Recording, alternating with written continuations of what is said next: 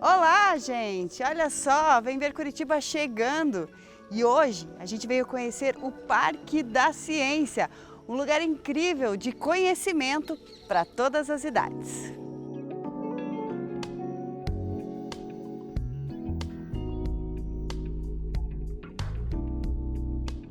E quem recebe a gente aqui no Parque da Ciência é o Anísio, que vai contar pra gente um pouquinho desse espaço, desse super espaço, né? Obrigado por receber a gente. É isso, sempre as ordens, Amanda. Bom, gente, o Parque da Ciência ele é um espaço voltado à divulgação científica, né, para que a gente mostre para as pessoas o processo de construção do conhecimento científico, onde ele é aplicado, e para que a gente possa incentivar, né, principalmente os jovens, a seguirem carreiras científicas, a se interessarem por física, matemática, geografia, engenharias em geral, e a gente possa cada vez mais desvendar um pouco da natureza e do mundo que nos cerca. Desde quando existe esse espaço? Então, o parque ele foi inaugurado em 2002, né? Nós fizemos 20 anos de existência em dezembro do ano passado. E desde então, aproximadamente aí 1 milhão de pessoas já visitaram o espaço nesse período. E você falava que esse aqui é um projeto inicial do Jaime Lerner, né? Isso. Foi inaugurado, foi construído durante a gestão dele no governo e inaugurado no final da última gestão. Bom, a gente está aqui para quem conheceu o antigo Parque Castelo Branco, que era um parque que recebia diversas exposições e tudo mais. Quanto tem de área aqui? A gente tem um barracão enorme aqui. São 5 pavilhões temáticos chamados de Introdução, Cidade, Energia, Água e Terra. E esses 5 pavilhões de área interna perfazem quase 8 mil metros quadrados de acervo expositivo interno, fora mais algumas atrações que nós temos na área externa também. Então, para visitar aqui tem que vir com um pouquinho Tem de que vir tempo. com bastante tempo. Com bastante tempo. Aproximadamente. Olha, normalmente as pessoas visitam durante um período, né? Nós estamos abertos aí das 8h30 da manhã ao meio-dia, da 1h30 da tarde às 5 horas, né? E quanto mais tempo a pessoa conseguir ficar, melhor. Mas uma visita razoável aí, umas 2h30.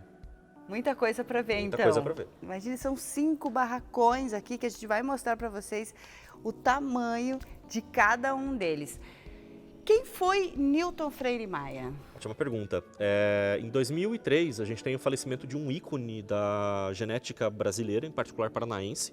Foi um dos fundadores do Departamento de Genética da Universidade Federal do Paraná, trabalhou quase 50 anos dedicados à ciência e ao conhecimento científico, e diante de todo o legado, de toda a sua produção, na ocasião do seu falecimento em maio de 2003, o parque passa a se chamar Parque da Ciência Newton Freire Maia. Bela homenagem, né? E logo na entrada, né, temos aqui este globo, né, que chama muita atenção. Por quê? Vamos contar um pouquinho dessa história. Bom, tem vários significados pra gente aqui no parque. O primeiro deles é que a esfera, né, que é a forma do globo, ela é amplamente utilizada na ciência para que a gente possa modelar ou explicar uma série de fenômenos, né? Então, os planetas são redondos, as estrelas são redondos, a gente, não que o átomo seja redondo, mas a gente representa muitas das partículas subatômicas com esferas, enfim, então ela tem um significado muito importante para a ciência, porque ela tem uma série de simetrias, de relações importantes que nos permitem resolver uma série de problemas. Então é como se a esfera fosse uma espécie de logomarca do conhecimento científico, né? Fora isso, a gente também tem algumas representações dos planetas em escala, e aí o Sol seria essa esfera, que tem mais ou menos aí o tamanho de um ônibus, cerca de 11, 12 metros de diâmetro, e nessa escala, né, com o Sol desse tamanho, a Terra teria o tamanho de uma laranja maiorzinha, assim. Se comparado com ele Então aqui. a gente consegue fazer uma comparação entre o tamanho de uma estrela e o tamanho de um planeta, utilizando essa esfera como referência. E ela foi inspirada em alguma coisa? Isso, o parque ele teve a inspiração de um projeto de uma instituição muito famosa chamada La Villette, que fica na França, a cidade das ciências e da indústria, e foi feita então uma releitura da geodésia, da esfera que existe na entrada desse museu, que é uma geodésia, uma esfera espelhada, e foi feita uma releitura aí, utilizando troncos de eucalipto, metal, enfim, na inspiração desse espaço. Bom, então a gente vai conhecer esse Parque da Ciência, mostrar um pouquinho para você, mas quem quiser vir tem que agendar a visita, como que é? Todas as visitas elas são agendadas por telefone por enquanto, a gente está implementando, buscando novas ferramentas, mas por enquanto todas as visitas elas são agendadas por telefone, basta entrar em contato aqui com a Secretaria do Parque, né, e realizar o seu agendamento. Não tem custo, o parque é totalmente gratuito, todas as ações que a gente executa são gratuitas, a única restrição é que nós não atendemos por hora menores de 7 anos, mas acima de 7 anos, todos os públicos a gente recebe. Então, beleza. Então, vamos conhecer? Vamos para frente.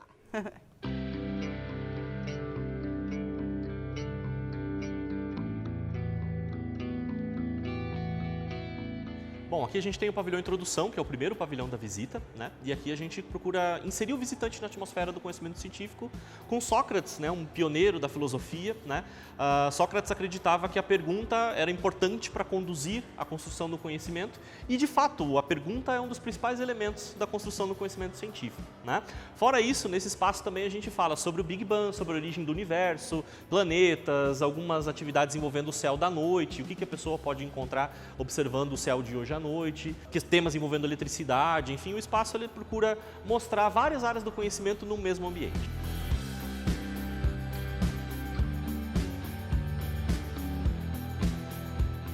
Hoje teve a primeira introdução e a gente chega aqui nesse segundo pavilhão. Esse é o pavilhão Cidade, né? O objetivo aqui do espaço é mostrar a ciência sendo disseminada e produzida na cidade, não que ela não se produza em outros lugares, né? Não aconteça a construção do conhecimento no campo, por exemplo, né? Mas é na cidade que você tem um grande adensamento de pessoas e é lá que você vai ter as maiores universidades, as maiores indústrias, os grandes centros urbanos que vão dar muita agilidade na disseminação do conhecimento científico e na própria produção dele. Legal. Aqui a gente está em Curitiba, né? Isso. Uma maquete, mas ela começa macro aqui. A viagem começa antes. Na verdade, a gente faz uma breve passagem pelos 5 continentes habitáveis, mostrando um pouco de como cada civilização, cada povo transformou a paisagem, né, aonde vivia, e representou a sua cultura, os seus hábitos, enfim, sua arquitetura, e chega até Curitiba numa fotomaquete aqui nessa área envidraçada no chão, aonde a gente pode mostrar não só a evolução urbana, o crescimento de Curitiba, a verticalização, que são os prédios, mas também normalmente as pessoas querem vir aqui buscar aonde fica o estádio do seu time do coração, aonde é a linha de ônibus que de repente pega, onde mora, enfim, aonde o pai trabalha, onde os familiares trabalham, né, acabam vindo tentando localizar nesse espaço. E é muito legal porque você andando aqui pelo pavilhão, você olha para o chão, você tem informação.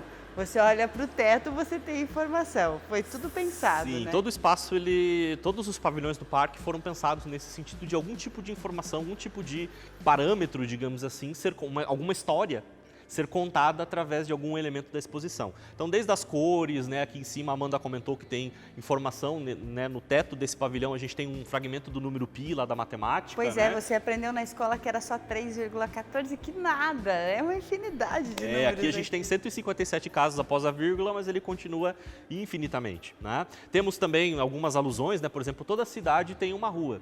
Como a gente está no pavilhão cidade, a gente também tem que ter uma rua. E essa rua está espelhada aqui, a gente não está no take, né? Mas ela é uma rua de espelhos, de ladrilhos no chão, em alusão à música. Se essa rua fosse minha, eu mandava ladrilhar. E tem bustos de diversos estudiosos aqui também. A gente tem personagens, né? Figuras que foram importantíssimas para a construção do conhecimento científico em várias áreas, na física, na química, na matemática, na história, na geografia, na sociologia, na filosofia, vários ícones, Albert Einstein, René Descartes, Newton, Maquiavel, Ptolomeu, Darwin, Mendel, vários nomes que a gente escuta muitas vezes, até mesmo na escola durante, né, os nossos cursos, a gente tem representados aqui como grandes personagens desse processo. Então aqui a gente tem um software que nos permite obter uma série de dados em tempo real em relação ao clima, a temperatura do planeta, de qualquer lugar do planeta que nós queiramos, índices de poluição de poluição atmosférica, chuvas, enfim. Então aqui, por exemplo, a gente consegue observar através desse mapa de cores as temperaturas em vários lugares da superfície da Terra no momento. Quanto mais quente a cor, vermelhos, enfim, significa que a temperatura é bem mais alta. Por exemplo, aqui nas regiões desérticas aqui do Saara, né? As regiões mais amareladas, temperatura ligeiramente menor. E se a gente chegar ali nas regiões mais azuladas ou mais violetas, significa que as temperaturas são, inclusive, abaixo de zero. São temperaturas negativas, como a gente encontra aqui na região da Antártica, por exemplo.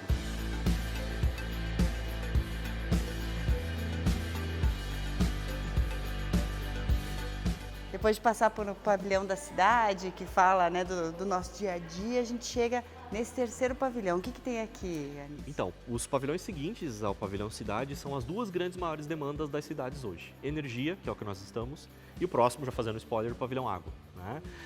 E aqui no pavilhão energia, a gente comenta muito sobre o que é energia. Né? Na verdade, a gente tem uma imensa dificuldade em ciência em dizer o que é energia, por mais que ela está presente de maneiras muito diferentes e, enfim, a gente faz conta, calcula, transforma de um tipo em outro, mas a gente não consegue dizer o que é energia. Né? E também a gente discute de maneira mais profunda as questões ligadas principalmente à energia elétrica, que é uma grande demanda das grandes cidades, como produzir, como é que a gente pode obter, quais são os impactos onde cada matriz da hidrelétrica, da nuclear, da termoelétrica, como cada uma funciona, quais são os princípios envolvidos em cada uma, os problemas, as dificuldades. E aqui a gente tem uma casinha, ela chama muita atenção quando entra aqui no pavilhão, né? É uma casa cabocla, né? A ideia aqui, esquecendo o teto por enquanto de garrafas, é uma casa de construção bastante simples, com madeiramento de pau a pique na vertical, enfim, com poucas ferramentas, poucos recursos, a gente consegue erguer uma estrutura como essa. Entretanto, dentro dela você tem uma máquina de lavar, você tem uma geladeira, você tem um micro-ondas, você tem produtos que são mais avançadamente tecnológicos, né? Mas a casa também tem a sua tecnologia. Então ela procura mostrar justamente esse contraste entre os diferentes níveis de tecnologia presentes na casa e nos eletrodomésticos do interior dela. Já as garrafas, né, que também chamam muita atenção, nós temos 1.050 garrafas ali em cima. Se essas 1.050 garrafas estivessem cheias, seriam 2.100 litros de água. Esses 2.100 litros de água tem que passar por uma turbina de uma hidrelétrica para movimentar essa turbina e você conseguir gerar energia elétrica para abastecer aqueles eletrodomésticos por um dia. É o equivalente água e energia que a gente tem dificuldade muitas vezes em compreender. E a gente tem um outro espaço ali que tem muitas orelhas, né? E aí ela também, o visitante também pode interagir com ela. Sim, sim. A ideia é que a pessoa coloque a cabeça, né, com a orelha voltada para uma câmera e essa câmera vai projetar a orelha da pessoa numa TV e a gente compara essa orelha com as demais orelhas presentes no painel ou até mesmo com os outros visitantes e você acaba descobrindo que na verdade não existe nenhuma orelha no planeta Terra que seja igual à sua orelha. Que legal, então significa que também pode ser uma forma de identificação. Isso, assim como uma digital, a íris do olho, nosso timbre de voz, a orelha também é única, fruto de metade das características do nosso pai, metade da nossa mãe, isso forma o nosso DNA, que vai dar origem a uma orelha completamente diferente para cada um. Bom, gente, então aqui eu vou pedir ajuda da Amanda para a gente poder fazer uma experiência em mais um espaço interativo aqui do parque, né? Que procura mostrar um fenômeno que a gente vê bastante em shows de ginástica artística, competições, balé, enfim. O pessoal acaba usando bastante o conceito físico que vai ser ilustrado aqui. Então, por favor, Amanda, você pode subir aqui, por gentileza, nessa plataforma giratória. Deixa a sua base bem aberta, isso. Estica os seus braços bem reto. E eu vou te dar 2 pezinhos extras aqui, para a gente poder deixar o efeito mais proeminente, tá? Então eu vou colocar você para girar com uma certa velocidade e quando eu pedir você vai trazer esses pezinhos para bem perto do seu corpo, tá? E aí a gente vai perceber o que vai acontecer, ou se vai acontecer alguma coisa com a Amanda. Pode fechar. Abre. Pode fechar novamente. Abre. Fecha. Abre. Fecha.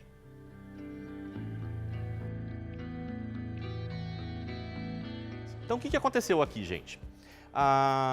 Tudo que gira, gira em torno de um eixo, né? E a Amanda estava com uma certa massa distribuída longe desse eixo. Esses 2 pezinhos, né, que eu dei para ela segurar. Para que ela girasse, eu precisei fornecer uma quantidade de energia para que esse movimento acontecesse, tá certo? Só que quando você traz a massa para mais perto do eixo, em tese eu preciso de menos energia para fazer a Amanda girar. Só que ela já está com essa quantidade de energia no corpo. Para compensar, o que vai acontecer? A velocidade da Amanda vai aumentar, né? Então, quando você quer girar muito rápido, você concentra a massa. Se você quer girar mais devagar, você distribui a massa ao longo do eixo.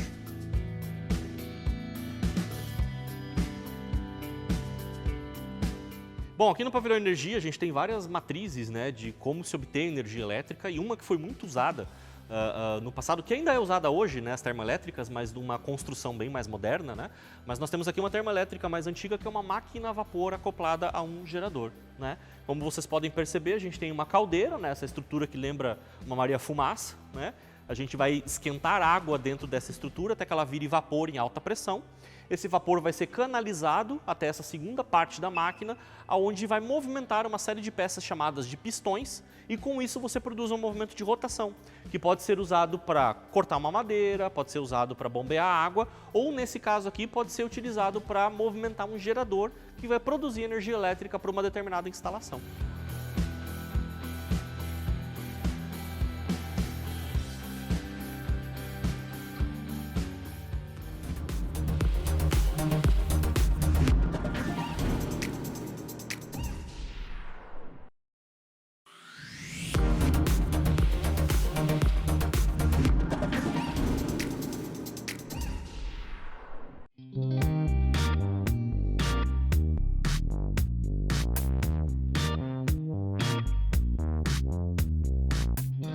E a gente continua o nosso passeio, estamos agora no 4º pavilhão. Quanta coisa a gente já viu e quanto ainda tem para ver, né? E aqui é dedicada à água. Isso, como eu falei no pavilhão, a sequência do pavilhão cidade, que é o segundo, seriam as 2 grandes necessidades. Passamos pela energia e agora estamos no pavilhão água, que vai abordar muito temas ligados à sustentabilidade, às questões ambientais, à biodiversidade da vida, à própria evolução da vida, né? A paleontologia dá muito suporte, né, para esse espaço, tanto quanto a genética, também para a gente mostrar como a vida se desenvolveu na Terra e como ela evoluiu até hoje. A água e a falta dela, né? Aqui a gente tem a caatinga brasileira representada. Isso, em particular, dia 22 de março é o dia mundial da água, né? E uma das principais discussões é como a gente mantém esse recurso que é extremamente necessário para a gente, né? E aqui, então, como a Amanda comentou, a gente tem uma ilustração da caatinga, que é um bioma brasileiro, só tem aqui no Brasil esse bioma, né? E bastante ameaçado, enfim, sofre de uma série de mazelas, de problemas, mas que também possibilita uma cultura muito rica, que é a cultura nordestina, onde a gente vai ter lá a literatura de cordel, os instrumentos típicos dos nordestinos. Muitos acabam tendo que deixar a sua terra para em busca de outras oportunidades, como aparece lá na música do Asa Branca, né, do Gonzaga, dos Gonzaga. Então são questões que a gente vai abordando, sempre tentando mesclar questões culturais, questões das ciências humanas, das ciências exatas, das biológicas, para mostrar essa integração entre os conhecimentos. Porque a gente sabe que a maioria das vidas precisam de água, mas que com a escassez dela também, né, existe vida, né? Sim, na verdade, assim, todos os seres vivos que nós descobrimos até hoje, eles necessitam de água em algum momento. Lógico, tem seres que conseguem ficar muito tempo, enfim e tal, mas a gente ainda não descobriu nenhuma espécie que abra completamente mão de usar a água para algum processo do seu metabolismo. Bom, aqui no pavilhão água a gente tem uma série de elementos, como eu comentei, em relação à vida, né, e em particular sobre a vida humana. Então a gente tem um ambiente, né, um aplicativo, um software que a gente consegue explorar um modelo de corpo humano em 3D, com todas as suas particularidades, todos os seus órgãos, ossos, enfim, simular também determinados tipos de condição. A gente consegue ver em destaque aqui o coração batendo, né? Em azul e em vermelho a gente tem as artérias e as veias, que são responsáveis pelo transporte, por conduzir, né, o sangue para todo o nosso corpo, né? E aqui também os pulmões, que vão inflando e contraindo no processo de inspiração e de expiração. Nessa parte grande vermelha aqui, a gente tem uma célula do nosso sistema respiratório, né?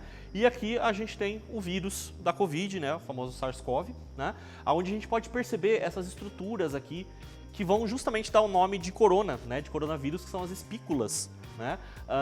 Essas espículas, elas têm uma composição que tem muita afinidade química com alguns receptores das nossas células do sistema respiratório. É como se fosse o vírus tivesse a chave para abrir a fechadura que vai deixar ele entrar dentro da célula, né? Então, quando o vírus vem, ele acaba se ligando quimicamente a esse receptor, através dessa proteína, dessa proteína spike, e a célula entende que ele é um elemento permitido a entrar. E uma vez lá dentro da célula, ele vai fornecer o material genético dele, a célula passa a trabalhar para o vírus e produzir outros vírus que vão infectando cada vez mais células. Num organismo que é vacinado, a gente já ensinou o nosso organismo que esse cara aqui ele não é bem-vindo, que ele é um intruso, né? E automaticamente o nosso corpo vai produzir essas pecinhas verdes, que são chamadas de anticorpos, e que vão se ligar com essa proteína, spike, mas que não se ligam com o receptor. É como se ele fosse lá e quebrasse a fechadura, quebrasse a chave, e automaticamente ele não consegue conectar-se na fechadura. Então esse é o processo que a vacina faz. Ela prepara o nosso corpo para que ela já tenha instruções de como produzir esses caras para numa eventual infecção. Lembrando, vacina não impede que você se infecte. Ela impede que você desenvolva a doença de maneira muito mais aguda, muito mais grave, como vinha acontecendo em vários casos. E aí a gente tem uma outra estrutura, uma terceira estrutura, para finalizar, que é um macrófago, que é uma célula do nosso sistema de defesa, que vai se responsabilizar por destruir esse invasor, impedindo que ele infecte ou cause qualquer dano ao organismo.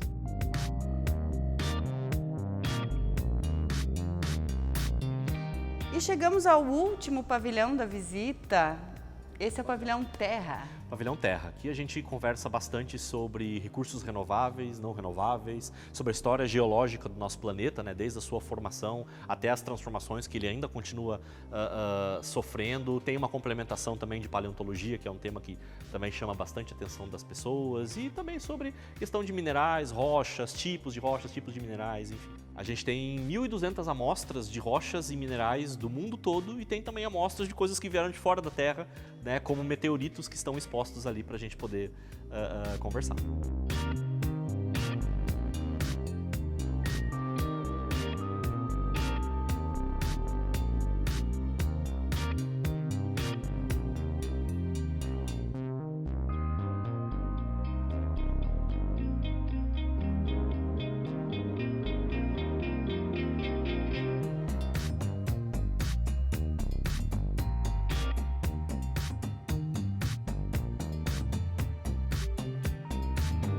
E é aqui, o que nós temos?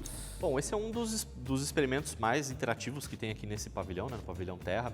A gente chama de caixa de areia, por algumas razões óbvias, é uma caixa com areia dentro, né?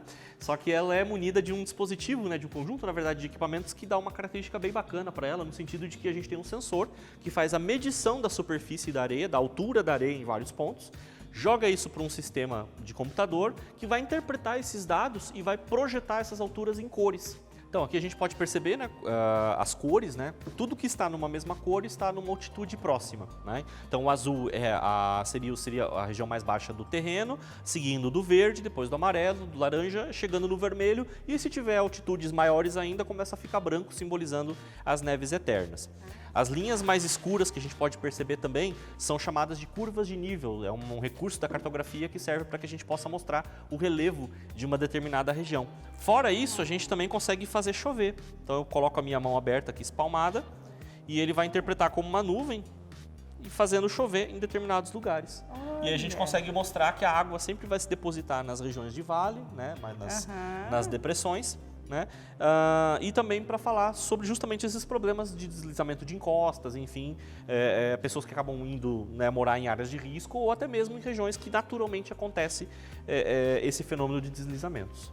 Olha, com vontade de mostrar muito mais, a gente vai ter que encerrar o programa de hoje, né?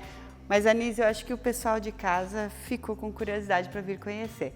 Como que faz? Perfeito. Então, Amanda, as visitas elas são sempre agendadas, né? A gente não recebe público espontâneo, sem ser com um agendamento. O agendamento ele é feito via telefone, basta que a pessoa interessada entre em contato aqui pelo telefone 2104-6000, código de área 41, na região de Curitiba. Todas as atividades do parque são gratuitas, a única restrição que a gente tem é que a gente não atende menores de 7 anos por hora, né? A gente recomenda também que siga a gente nas nossas redes sociais, né? @Parque da Ciência. Lá você encontra desde informações sobre ciência e tecnologia do que está rolando no momento, até questões envolvendo eventos, programações especiais que o parque faz ao longo do ano.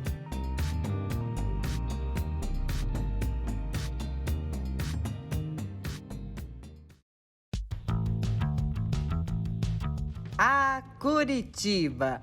Nossa cidade está completando 330 anos de história e nós, por aqui, cada dia nos impressionamos mais e mais com as histórias contadas no Vem Ver Curitiba. Achamos milhares de motivos para nos apaixonarmos pela nossa cidade cada dia mais. Aqui, tentamos mostrar facetas da cidade que abraça multinacionalidades, que cuida da natureza e do seu povo, que se destaca. Para comemorar tudo isso, a cidade prepara mais que apenas um dia de comemorações. Nós estamos celebrando 330 anos de Curitiba, agora dia 29 de março, mas o calendário de atrações e de festas será durante o ano todo.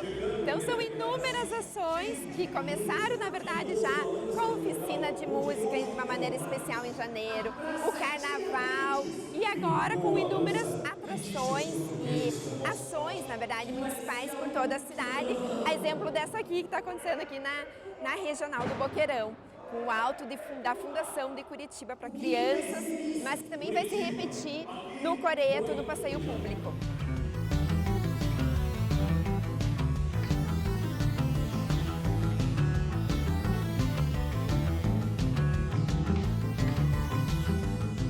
A famosa, né, roda gigante e os carrosséis, na verdade, do passeio público do Parque Tanguá permaneceram realmente do Natal, vão ficar até maio em comemoração ao aniversário da cidade, e nesses locais nós estamos programando sempre uma agenda de atrações. Agora na Santos Andrade começa a tradicional Feira Especial de Páscoa, junto com a Praça Osório, então sempre levando um movimento a mais para esses espaços públicos também, e opção de lazer para a comunidade e turistas comemorarem os 330 anos da cidade. E são inúmeras ações que a gente está trabalhando no turismo também, de acessibilidade, então alguns projetos que a gente vai lançar durante o ano, que serão comemorativos, mas trazendo muito da temática da inovação do turismo e novas experiências para o turista na cidade. Festejos e projetos para a melhoria da cidade e da qualidade de vida dos curitibanos. Sem dúvidas, esse é o pedido da Curitiba que apaga velhinhas nos seus 330 anos. Curitiba quer ser feliz, Curitiba quer educação plena, Curitiba quer igualdade de oportunidades para todas as pessoas, Curitiba quer bairros novos, Curitiba quer muita luz, Curitiba quer muitas árvores, Curitiba quer ser Curitiba. Viva Curitiba!